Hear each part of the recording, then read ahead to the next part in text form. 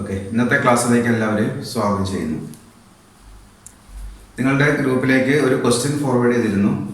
നിങ്ങൾക്ക് ആ ക്വസ്റ്റ്യൻ ഒന്ന് ഇവിടെ ബോർഡിൽ അതിൻ്റെ ആൻസർ ഒന്ന് ചെയ്ത് നോക്കാം. ഓക്കെ, ഇവിടെ പറഞ്ഞിരിക്കുന്ന ക്വസ്റ്റ്യൻ ഒരു മജസ്റ്റിക് ക്ലബിൻ്റെ റിസീവ്സ് ആൻഡ് പേയ്മെൻറ്റ്സ് അക്കൗണ്ടാണ്. 2013 അവസാനിക്കുന്ന ഒരു receives and payments account question പറഞ്ഞിരിക്കുന്നു. ഇതിനെ ബേസ് ചെയ്തുകൊണ്ട് നമ്മളിവിടെ ചെയ്യാൻ പോകുന്നത് income and expenditure account, then opening balance sheet, then closing balance sheet prepare ചെയ്യുന്നു. ഇതാണ് ഈ ക്ലബിൻ്റെ ഫിനാൻഷ്യൽ സ്റ്റേറ്റ്മെൻറ്റ്സ് ആയിട്ട് നമ്മൾ വർക്കൗട്ട് ചെയ്യാൻ പോകുന്നത്. ഓക്കെ, അപ്പോൾ നിങ്ങൾ ക്വസ്റ്റ്യൻ നോക്കിയുള്ളത് ക്വസ്റ്റ്യൻ ബേസ് ചെയ്തുകൊണ്ട് ഫസ്റ്റ് ഞാൻ ക്വസ്റ്റ്യൻ ജസ്റ്റ് ഒന്ന് സ്പീഡൊന്ന് പറയുന്നു. ഇവിടെ 2013 ബേസ് ചെയ്തുകൊണ്ട് റെസിപ്റ്റ്സ് ആൻഡ് പേയ്മെൻറ്റ്സ് അക്കൗണ്ട് കാണാം. താഴേക്ക് അഡ്ജസ്റ്റ്മെൻറ്റ് പറയുമ്പോൾ അവിടെ സബ്സ്ക്രിപ്ഷൻ്റെ അഡ്ജസ്റ്റ്മെൻറ്റ് പറയുന്നുണ്ട്, ദെൻ സാലറി ഒരു അഡ്ജസ്റ്റ്മെൻറ്റ് പറയുന്നുണ്ട്. അതേപോലെ ക്ലബിലേക്ക് നമ്മൾ ക്ലബിൻ്റെ അസറ്റുകളും താഴെ പറയുന്നുണ്ട്. ഡിസംബർ 2012 വെച്ചുകൊണ്ടുള്ള ക്ലബിൻ്റെ അസറ്റുകൾ പറയുന്നുണ്ട്. ലാസ്റ്റ് പറയുന്നത് income and expenditure account prepare ചെയ്യുക, അതേപോലെ ഒരു ബാലൻസ് ഷീറ്റ് പ്രിപ്പയർ ചെയ്യാം. തൊട്ട് മുമ്പ് ഉള്ള ഒരു ക്വസ്റ്റ്യൻ ബേസ് ചെയ്തുകൊണ്ട് ഡിഫറൻസ് എന്ന് പറയുന്നത് ഇവിടെ നമ്മൾ ഡിപ്രീസിയേഷൻ കൂടി പ്രൊവൈഡ് ചെയ്യാൻ പറയുന്നുണ്ട്. ലാസ്റ്റ് സെൻറ്റൻസ് നോക്കിക്കൊള്ളുക. After depreciating furniture by 10% and sports equipments by 20%. അപ്പോൾ ഇതാണ് ക്വസ്റ്റ്യൻ പറഞ്ഞിരിക്കുന്നത്. ഇതിനെ ബേസ് ചെയ്തുകൊണ്ട് നമുക്ക് ഫസ്റ്റ് തന്നെ എന്ത് പ്രിപ്പയർ ചെയ്യാം? Income and expenditure account prepare ചെയ്യാം. ഓക്കെ, അപ്പോൾ നിങ്ങൾ ആദ്യമേ ചെയ്യേണ്ടത് അഡ്ജസ്റ്റ്മെൻറ്റുകൾ ഒന്ന് മേലിൽ ടിക്ക് ചെയ്യാം. റിസീവ്സ് ആൻഡ് പേയ്മെൻറ്റ്സ് അക്കൗണ്ട് ടിക്ക് ചെയ്തിട്ടേക്കുക. അഡ്ജസ്റ്റ്മെൻറ്റ് പറയുന്നത് സബ്സ്ക്രിപ്ഷൻ അഡ്ജസ്റ്റ്മെൻറ്റ് പറയുന്നുണ്ട്, സാലറി അഡ്ജസ്റ്റ്മെൻറ്റ് പറയുന്നുണ്ട്. ഓക്കെ, അപ്പോൾ നമുക്ക് ക്വസ്റ്റ്യൻ ആൻസറിലേക്ക് വരാം. ഫസ്റ്റ് റെസിപ്റ്റ് സൈഡിലേക്ക് വരുന്നു. റെസിപ്റ്റ് സൈഡിൽ ഫസ്റ്റ് പ്രിപ്പയർ ചെയ്തത് ഇൻകം ആൻഡ് എക്സ്പെൻഡിച്ചർ അക്കൗണ്ട് ആണ്. Income and expenditure account for the year ended 31 December 2013 closing date ആണ്. Then expenditure amount, income amount. Okay, first നമുക്ക് ഇൻകം സൈഡിലേക്ക് വരാം. First item subscription. സബ്സ്ക്രിപ്ഷൻ്റെ എമൗണ്ട് പറയുന്നത് 56,800. ഓക്കെ, സബ്സ്ക്രിപ്ഷൻ അഡ്ജസ്റ്റ് പറയുന്നു. തൊട്ട് താഴെ സബ്സ്ക്രിപ്ഷൻ്റെ അഡ്ജസ്റ്റ്മെന്റ് പറയും. നമ്മൾ ഇൻകം ആൻഡ് എക്സ്പെൻഡിച്ചർ കൊണ്ട് പ്രിപ്പയർ ചെയ്യുന്ന സ്ട്രിപ്സുകളെല്ലാം പറഞ്ഞു പോയതാണ്, ഒന്ന് സ്പീഡിൽ പറഞ്ഞു പോവാണ്. സബ്സ്ക്രിപ്ഷൻ്റെ അഡ്ജസ്റ്റ്മെന്റ് താഴെ പറയുന്നുണ്ട്. First adjustment subscription outstanding at the end of 2012 where ₹4,500 and at the end of 2013 ₹6,500. രണ്ട് ഇത് പറയുന്നുണ്ട്, 2012 ആൻഡ് 2013. ഓക്കെ, 2012 പ്രീവിയസ് ഇയർ ആണ്, 2013 ആണ് നമ്മളുടെ കറണ്ട് ഇയർ ആയിട്ട് പറയുന്നത്. Okay, 2013 current year, 2012 previous year. നോക്കുക, നോട്ട് ചെയ്യേണ്ട വേറൊരു പോയിന്റ്, റിസീവ്സ് ആൻഡ് പേയ്മെന്റ്സ് അക്കൗണ്ടിൽ വരുന്ന എല്ലാ ഐറ്റത്തിനും 1 ഫോൾഡ് ഇഫക്റ്റ് ആയിരിക്കും. ഒരു സൈഡ് ഏതെങ്കിലും ഒരു അക്കൗണ്ടിൽ മാത്രമേ ആ ഐറ്റംസ് വരുന്നുള്ളൂ. നമ്മൾ കഴിഞ്ഞ വർഷം ട്രയൽ ബാലൻസ് പഠിച്ചിരുന്നു അല്ലേ? ട്രയൽ ബാലൻസിൽ വരുന്ന ഐറ്റംസുകൾക്കെല്ലാം 1 ഫോൾഡ് എഫക്റ്റും അഡ്ജസ്റ്റ്മെന്റുകൾക്ക് എല്ലാം 2 ഫോൾഡ് എഫക്റ്റും ആയിരിക്കും. സെയിം തന്നെയാണ് ഇവിടെ. റിസീവ്സ് ആൻഡ് പേയ്മെന്റ്സ് അക്കൗണ്ടിൽ ഏതെങ്കിലും ഒരു ഐറ്റം നിങ്ങൾ ഏതെങ്കിലും ഒരു അക്കൗണ്ടിൽ എഴുതിയാൽ അതിന്റെ പോസ്റ്റ് കംപ്ലീറ്റ് ആയി. ദെൻ അഡ്ജസ്റ്റ്മെന്റുകൾക്കെല്ലാം 2 ഫോൾഡ് എഫക്റ്റ് ആയിരിക്കും. ഓക്കെ, അത് കഴിഞ്ഞ വർഷത്തെ അതേ സെയിം റൂൾ തന്നെ റീസനെ കഴിഞ്ഞ വർഷം പറഞ്ഞിരുന്നതാണ്. ഓക്കെ, അപ്പോൾ നമ്മൾ ഇവിടെ നോക്കുക.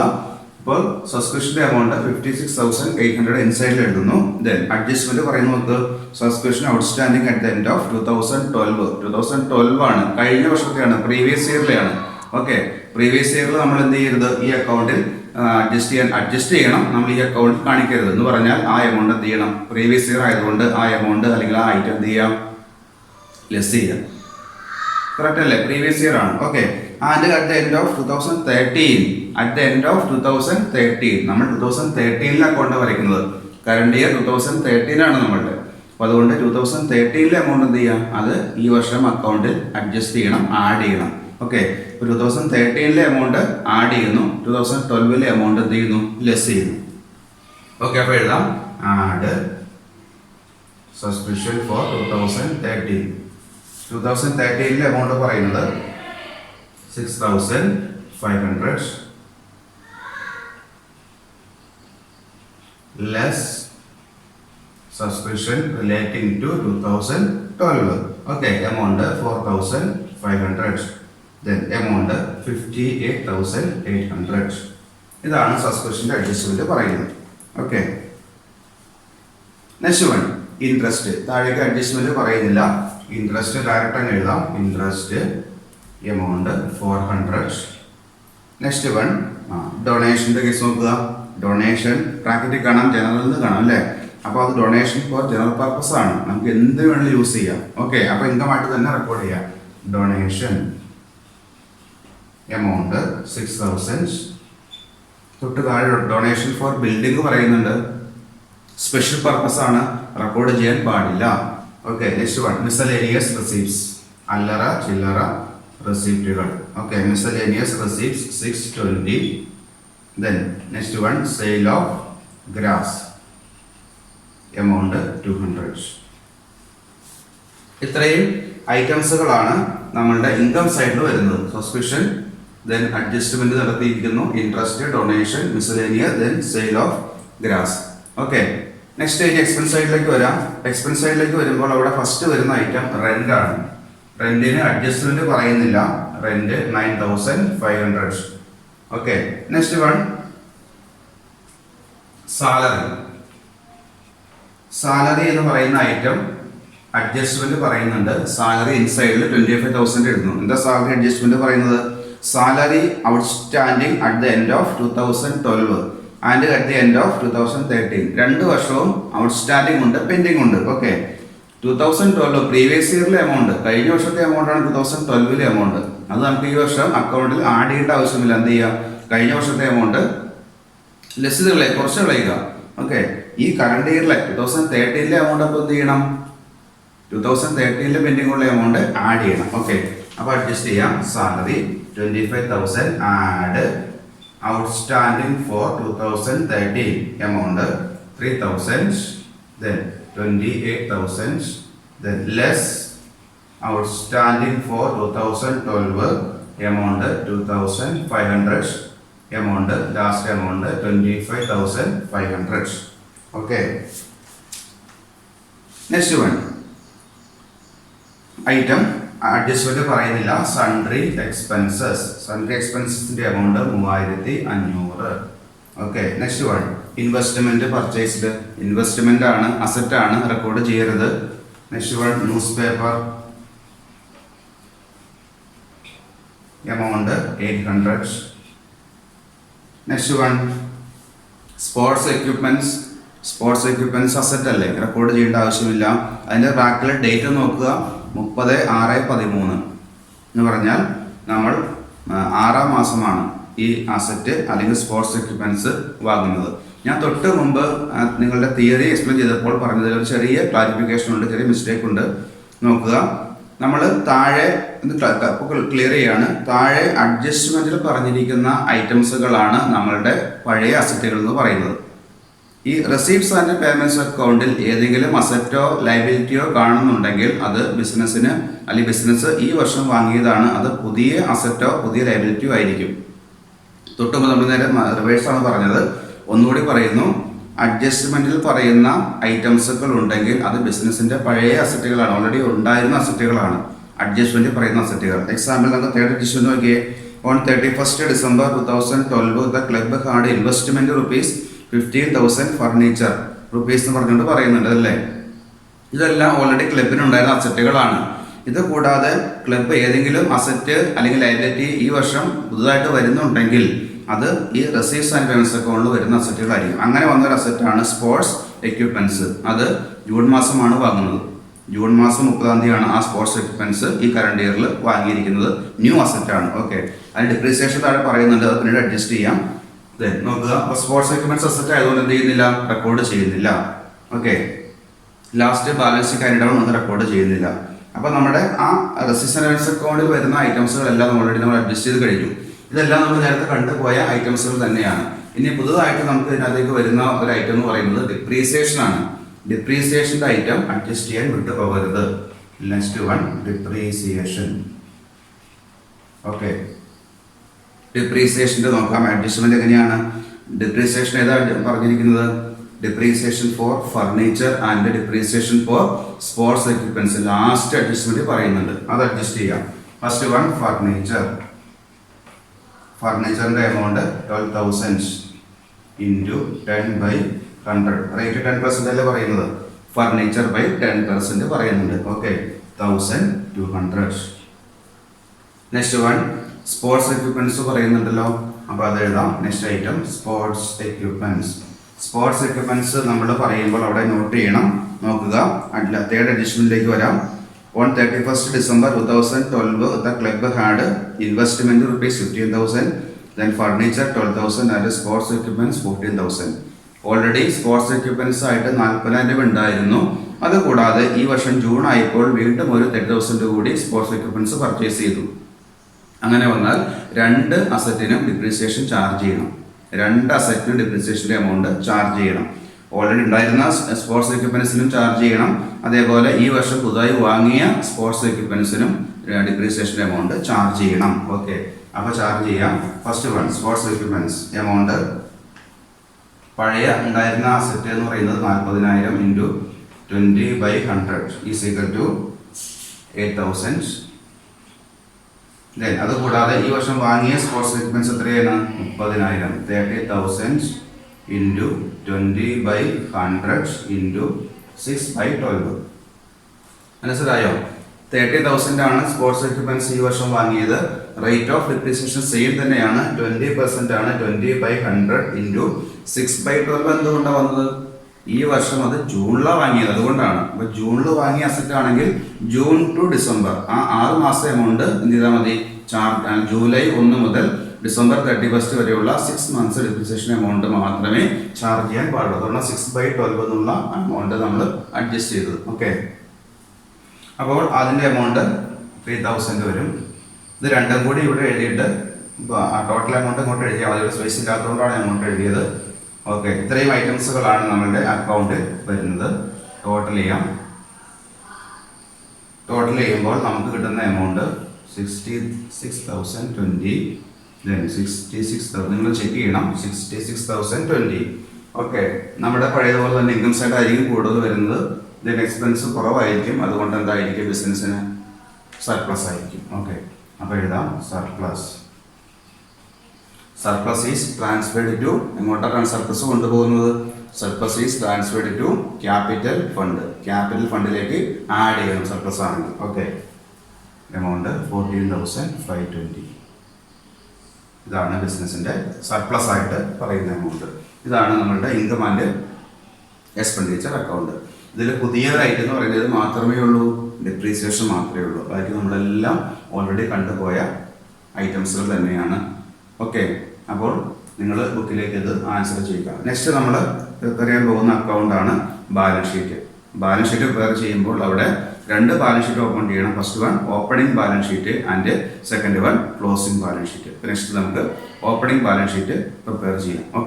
Okay, next one balance sheet. Opening balance sheet 2 balance sheet open ചെയ്യാം. ഇത് നോക്കുക, balance sheet as at 31st December 2012. Date നോക്കുക, 31st December 2012 ആണ്. 2012 എന്ന് പറഞ്ഞാൽ കഴിഞ്ഞ വർഷത്തെയാണ്. നമ്മുടെ കറണ്ട് ഇയർ 2013 ആണ്.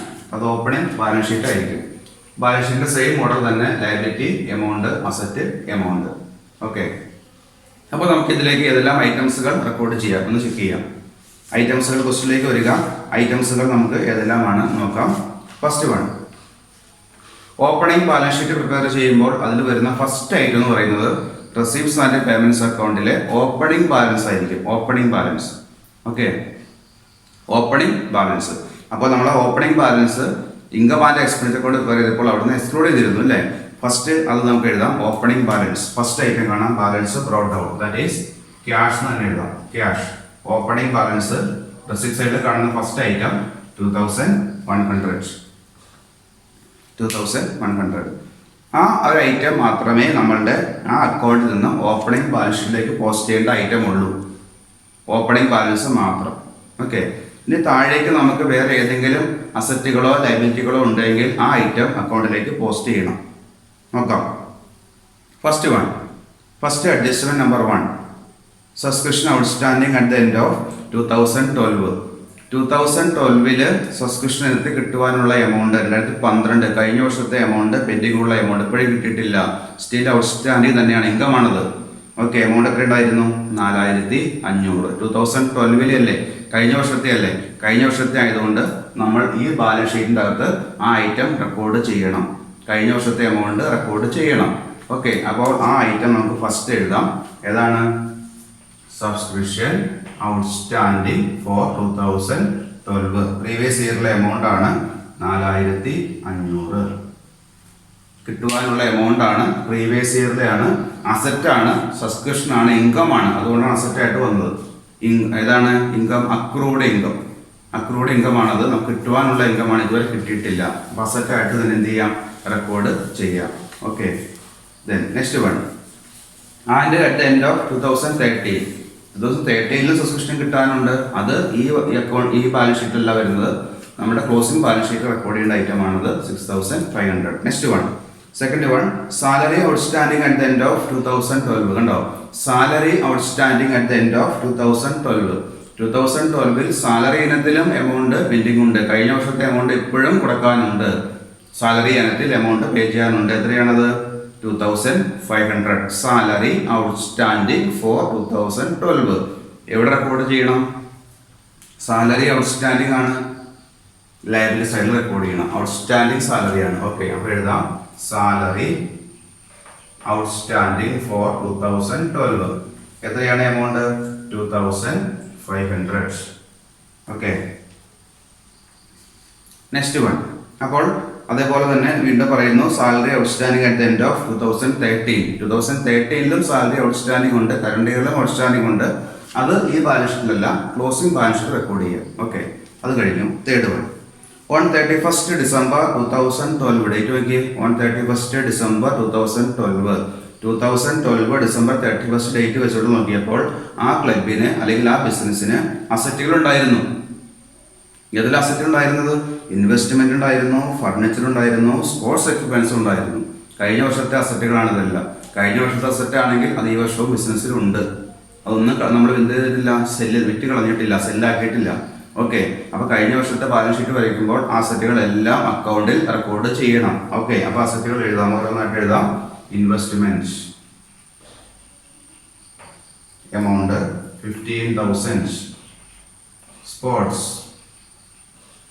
equipments amount 40,000. Okay, next one. Furniture amount 12,000. ഇത്രയും അസറ്റുകളാണ് നമ്മളുടെ കഴിഞ്ഞ വർഷം ഉണ്ടായിരുന്നത്. അപ്പോൾ നിങ്ങൾക്ക് ഡൗട്ട് വരാം, ഇതിന് ബാലൻസ് ഷീറ്റ് അല്ലേ ഡിപ്രീസിയേഷൻ എമൗണ്ട് അഡ്ജസ്റ്റ് ചെയ്യണ്ടേ, കുറയ്ക്കേണ്ടത് ഡൗട്ട് വരാം. വേണ്ട. എന്തുകൊണ്ടാണ്? കഴിഞ്ഞ വർഷം ഓൾറെഡി ഡിപ്രീസിയേഷൻ എല്ലാം അഡ്ജസ്റ്റ് ചെയ്ത് പോയതാണ്. അതിന് വീണ്ടും എന്ത് ചെയ്യേണ്ട ആവശ്യമില്ല, അത് ഡെഡക്ട് ചെയ്യേണ്ട ആവശ്യമില്ല. നമ്മൾ ഈ വർഷത്തെ ബാലൻസ് ഷീറ്റ് വരയ്ക്കുമ്പോൾ ഡിപ്രീസിയേഷൻ എമൗണ്ട് അഡ്ജസ്റ്റ് ചെയ്യണം, പിന്നീട് കാണാം. ഓക്കെ, അപ്പോൾ അതുകൊണ്ട് ഡിപ്രീസിയേഷൻ എമൗണ്ട് ഒന്നും അഡ്ജസ്റ്റ് ചെയ്യേണ്ട, ഡയറക്റ്റ് കഴിഞ്ഞ വർഷത്തെ അസറ്റുകൾ ഉണ്ടെങ്കിൽ അത് എഴുതിക്കൊള്ളുക. വേറെ ലയബിലിറ്റികളൊന്നും വേറെ പ്രത്യേകിച്ച് പറയുന്നില്ല. അതുകൊണ്ട് ഇത്രയും അസറ്റുകളും ലയബിലിറ്റികളും മാത്രമായിരിക്കും നമ്മളുടെ ഈ ഓപ്പണിംഗ് ബാലൻസ് ഷീറ്റിൽ വരുന്നത്. എന്തിനു വേണ്ടിയാണ് ഓപ്പണിംഗ് ബാലൻസ് ഷീറ്റ് പ്രിപ്പയർ ചെയ്യുന്നത്? ഒറ്റ ലക്ഷ്യം മാത്രമേ ഉള്ളൂ. എന്തായിരുന്നു? Opening balance sheet is prepared to find out the capital fund. ആ ബിസിനസ്സിൻ്റെ ക്യാപിറ്റൽ എന്ന് അറിയില്ല, ഈ ബിസിനസ്സിൻ്റെ ക്യാപിറ്റൽ ഫണ്ട് നമുക്ക് അറിയില്ല. അത് കണ്ടുപിടിക്കാൻ വേണ്ടി മാത്രമാണ് ഈ ബിസിനസ് അവരുടെ ഓപ്പണിംഗ് ബാലൻസ് ഷീറ്റ് പ്രിപ്പയർ ചെയ്തത്. ഈ ക്യാപിറ്റൽ ഫണ്ട് ഉണ്ടായിരുന്നുവെങ്കിൽ നമുക്ക് ഈ ബാലൻസ് ഷീറ്റിൻ്റെ ആവശ്യം ഉണ്ടായിരുന്നില്ല. ഓക്കെ, അപ്പോൾ ഇത്രയുമാണ് ഓപ്പണിംഗ് ബാലൻസ് ഷീറ്റിൽ വരുന്ന ഐറ്റംസുകൾ. First one, opening cash balance. 2012 subscription outstanding, കഴിഞ്ഞ വർഷത്തെ കിട്ടാനുള്ള എമൗണ്ട് ആണ്. ആ എമൗണ്ട് റെക്കോർഡ് ചെയ്തു. ദെൻ പിന്നീട് താഴേക്ക് വന്ന അസറ്റുകളെല്ലാം ഓൾറെഡി കഴിഞ്ഞ വർഷം ഉണ്ടായിരുന്ന അസറ്റുകളാണ്. ഈ വർഷം വാങ്ങിയ അസറ്റ് അവർ പറയുന്നുണ്ട്, സ്പോർട്സ് എക്യുപ്മെന്റ്സ് ഈ വർഷം വാങ്ങിയത് പറയുന്നുണ്ട്, അത് റെക്കോർഡ് ചെയ്യണ്ട. അത് നമ്മൾ ഈ വർഷം അക്കൗണ്ടിൽ കാണിക്കും, ഈ വർഷത്തെ ബാലൻസ് ഷീറ്റ് കാണിക്കും അത്.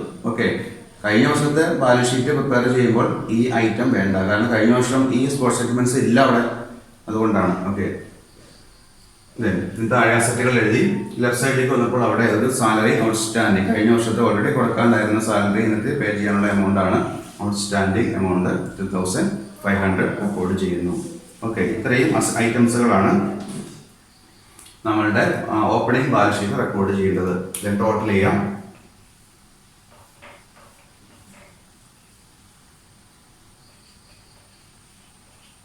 ടോട്ടൽ ചെയ്യുമ്പോൾ 73,600.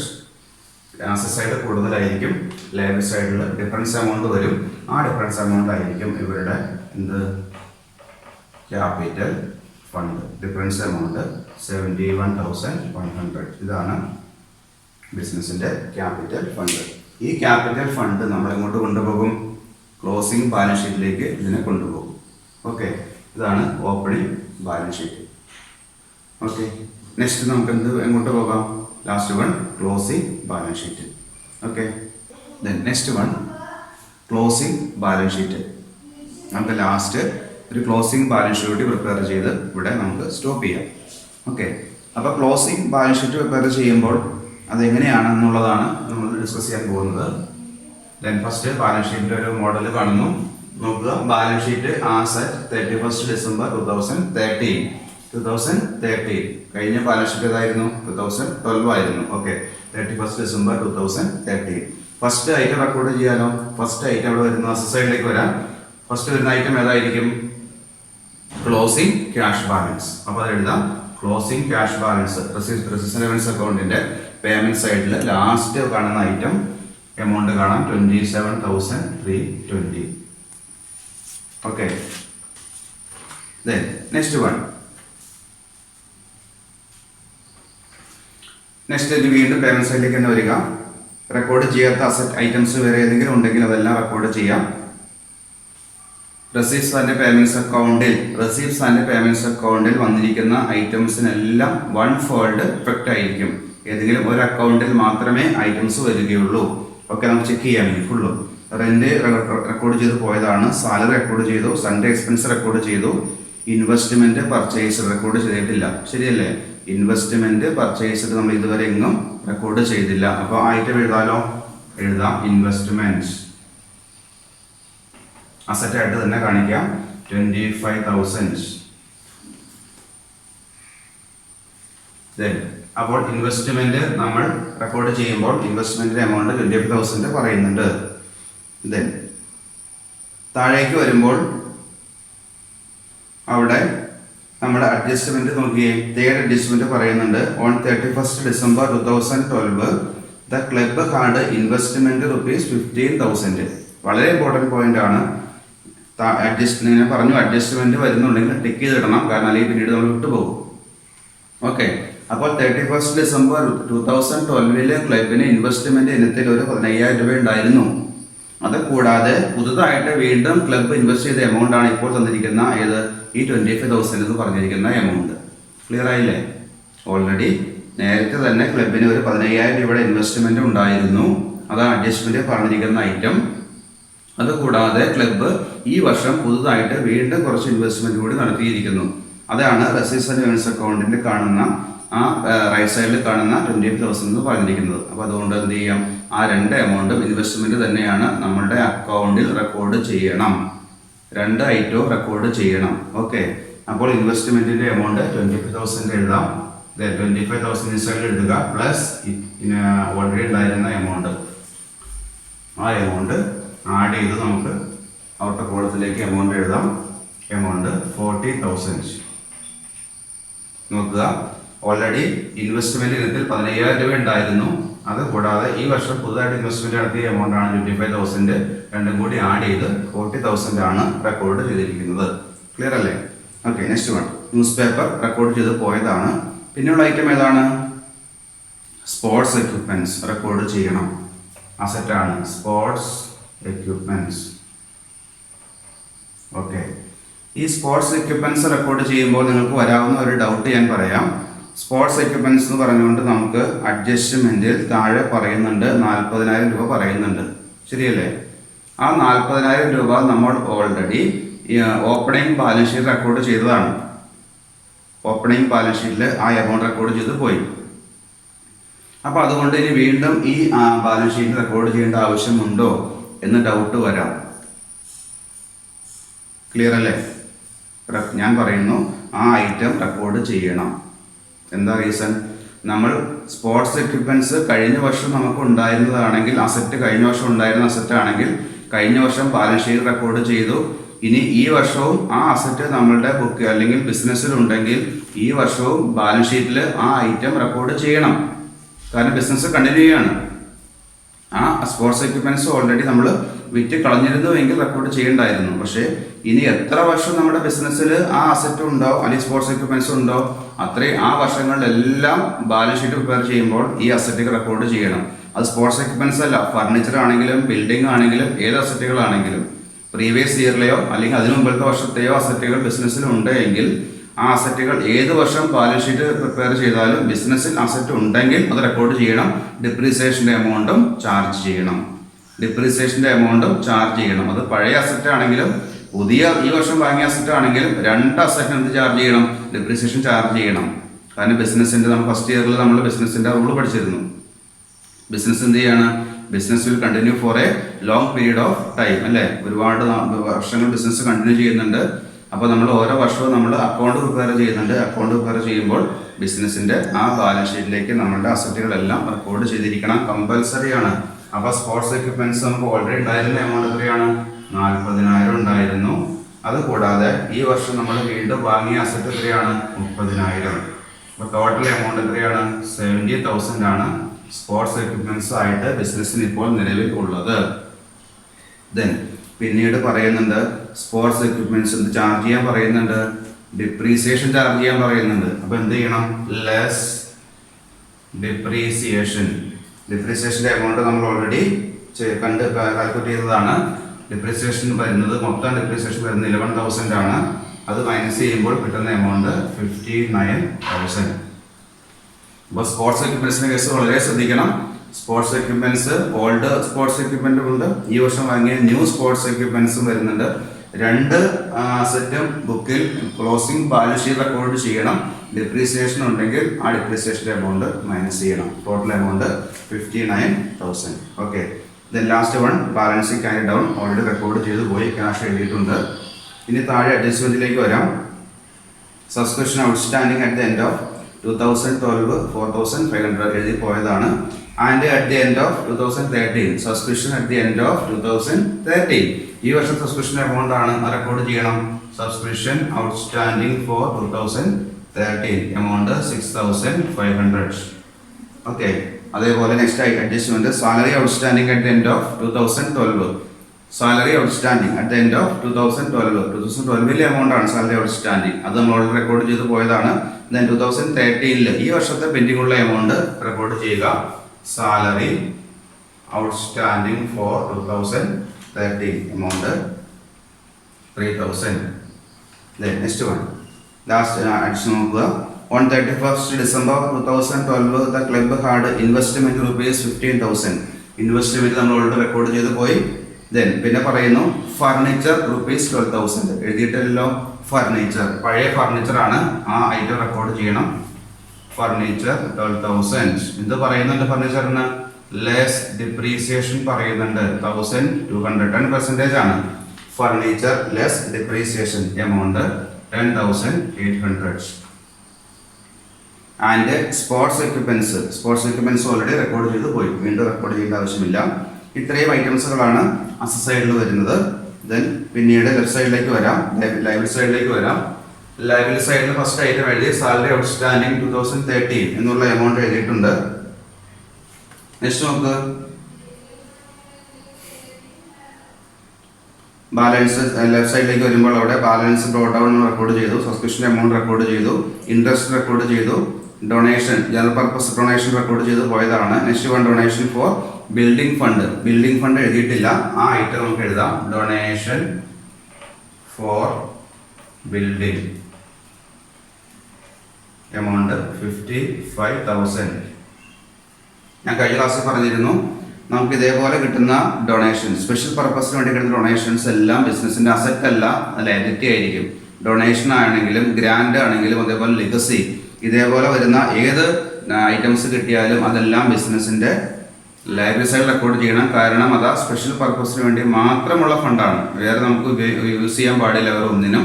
അതുകൊണ്ട് ആ പർപ്പസ് കഴിയുന്നതുവരെ ബിസിനസിന്റെ ലയബിലിറ്റി സൈഡിൽ ആ ഐറ്റം റെക്കോർഡ് ചെയ്യണം. ഓക്കെ. എന്നിട്ട് പറയുന്നു സ്പെഷ്യൽ പർപ്പസ് ഫണ്ട് എന്ന് പറഞ്ഞു കഴിഞ്ഞാൽ donation four special purpose, then grand in aid, then അതേപോലെ ലെഗസി ഇതേപോലെ വരുന്ന ഐറ്റംസുകളെല്ലാം ബിസിനസിന്റെ ലയബിലിറ്റി സൈഡിൽ റെക്കോർഡ് ചെയ്യുക. അതാണ് കാണുന്നത്. Next one miscellaneous receipt record ചെയ്തതാണ്, സെയിൽ ഓഫ് ഗ്രാസ് റെക്കോർഡ് ചെയ്ത് പോയതാണ്. അപ്പോൾ ഐറ്റംസുകളെല്ലാം റെക്കോർഡ് ഓൾറെഡി കംപ്ലീറ്റ് ആയി. ലാസ്റ്റ് എഴുതാനുള്ള ഒരു ഐറ്റം എന്ന് പറയുന്നത് നമ്മൾ ഓൾറെഡി ഓപ്പണിംഗ് ബാലൻസ് ഷീറ്റ് എന്ത് കൺക്ലൂട്ട് ചെയ്തിരുന്നു? Capital fund. അത് എഴുതാം. Capital fund amount 71,100. Capital fund record ചെയ്തു. ക്യാപിറ്റൽ ഫണ്ടിന്റെ കൂടെ എന്താണ് ആഡ് ചെയ്യേണ്ടത്? ഇൻകം ആൻഡ് എക്സ്പെൻസ് അക്കൗണ്ട് കിട്ടിയ ആ സർപ്ലസ് ആഡ് ചെയ്യുക. Add surplus amount 14,520, amount 85,620. ഇത്രയുമാണ് ഐറ്റംസുകൾ വരുന്നത്. ടോട്ടൽ ചെയ്യാം. 1,43,620. 1,43,620. ഓക്കെ, ഇതാണ് നമ്മളുടെ ക്ലോസിംഗ് ബാലൻസ് ഷീറ്റ് എന്ന് പറയുന്നത്. അപ്പോൾ income and expenditure account prepare ചെയ്തു. Then opening balance sheet and last one closing balance sheet. അപ്പോൾ ക്ലോസിംഗ് ബാലൻസ് ഷീറ്റിൽ ഐറ്റംസുകളെല്ലാം അസറ്റുകൾ ഫുള്ള് റെക്കോർഡ് ചെയ്യുക, ലയബിലിറ്റികൾ ഫുൾ റെക്കോർഡ് ചെയ്യുക. ഞാൻ വീണ്ടും പറയുന്നു, റെസീവ്സ് ആൻഡ് പേയ്മെന്റ്സ് അക്കൗണ്ടിൽ വരുന്ന എല്ലാ ഐറ്റത്തിനും 1 ഫോൾഡ് എഫക്റ്റ് ആയിരിക്കും. ഏതെങ്കിലും ഒരു അക്കൗണ്ടിൽ മാത്രമേ ഐറ്റംസ് വരികയുള്ളൂ. അഡ്ജസ്റ്റ്മെന്റുകൾക്കെല്ലാം 2 ഫോൾഡ് എഫക്റ്റ് ആയിരിക്കും. 2 അക്കൗണ്ടിനെ അഫക്റ്റ് ചെയ്യുന്നത്. അപ്പോൾ അത് നിങ്ങൾ ചെക്ക് ചെയ്യണം. ഓരോന്നും ചെക്ക് ചെയ്ത് കൃത്യമായിട്ട് മാർക്ക് ചെയ്ത് പോവുക. ലാസ്റ്റ് ബുക്കിലേക്ക് ചെയ്ത് നോക്കുക. ഈ ആൻസർ റെക്കോർഡ് ചെയ്യുക. വീണ്ടും ഗ്രൂപ്പിലേക്ക് ഞാൻ ക്വസ്റ്റ്യൻ പറഞ്ഞാൽ ഫോർവേഡ് ചെയ്യാം, സെൻഡ് ചെയ്ത് തരാം. ആ ക്വസ്റ്റ്യൻ നിങ്ങൾ ആൻസർ ചെയ്യുക. നമ്മുടെ ഗ്രൂപ്പിലേക്ക് വീണ്ടും നിങ്ങളുടെ ആൻസർ എന്ത് ചെയ്യുക, സെൻഡ് ചെയ്യുക. Okay, thank you.